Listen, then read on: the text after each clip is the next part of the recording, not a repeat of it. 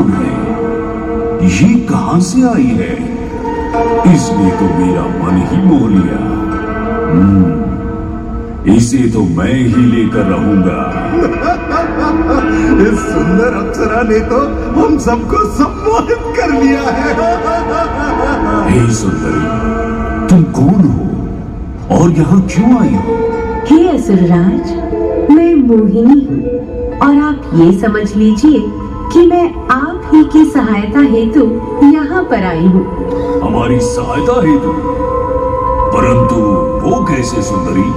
मैं आपको ये ज्ञात कराने आई हूँ कि अमृत की असली शक्ति और गुण तो कलश के तल में विद्यमान है, जबकि ऊपर तो केवल जल मात्र है, जिसके ग्रहण करने से ज्यादा कोई लाभ न होगा।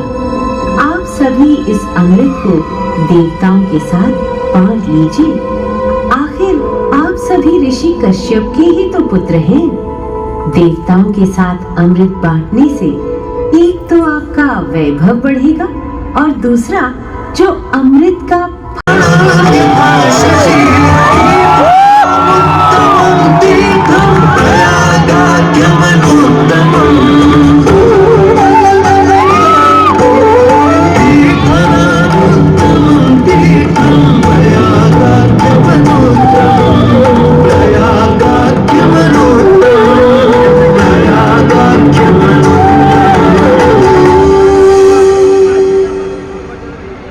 सूर्य ग्रहों में श्रेष्ठ है और चंद्रमा नक्षत्रों में श्रेष्ठ है।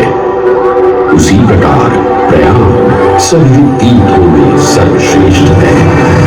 पद्म पुराण में वर्णित ये श्लोक जिस तरह प्रयाग की विशेषता को दर्शाता है, उसी तरह इस पावन क्षेत्र का गुणगान।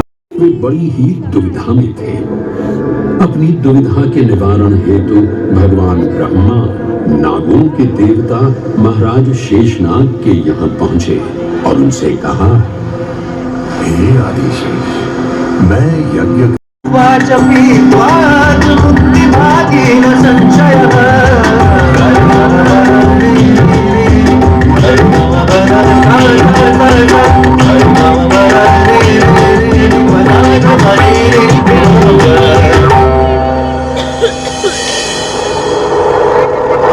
प्रयाग में गंगा, यमुना और सरस्वती जैसी तीन सबसे पवित्र और पूजनीय नदियों का दिव्य संगम होता है।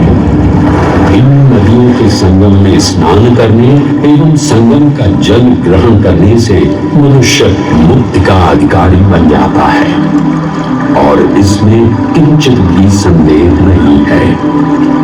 ब्रह्म पुराण में ब्रह्मा जी भी कहते हैं कि प्रयाग में सरस्वती जी अदृश्य रूप में आकर गंगा जी से मिलती है। इसलिए इस क्षेत्र को सरस्वती तीर्थ संगम भी कहा गया है। सरस्वती नदी के अदृश्य रूप से मिलने के लिए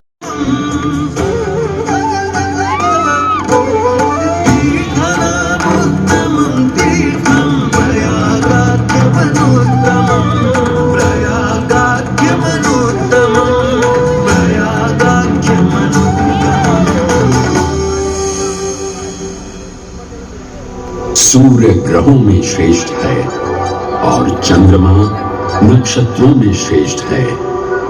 उसी प्रकार प्रयाग सभी तीर्थों में सर्वश्रेष्ठ है।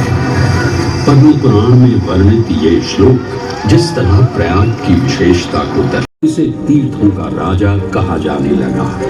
आज भी ऐसी मान्यता है कि भगवान ब्रह्मा ने गंगा नदी के पश्चिमी तट पर 10 अश्वमेध यज्ञ संपन्न किए थे।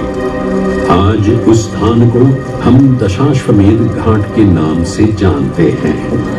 भगवान ब्रह्मा के अलावा इंद्रदेव, वरुण देव एवं सोमदेव ने भी प्रयाग क्षेत्र में ही भगवान विष्णु की आराधना करने हेतु यज्ञ किए थे, जिससे उन्हें भी श्री हरि का आशीर्वाद प्राप्त हुआ।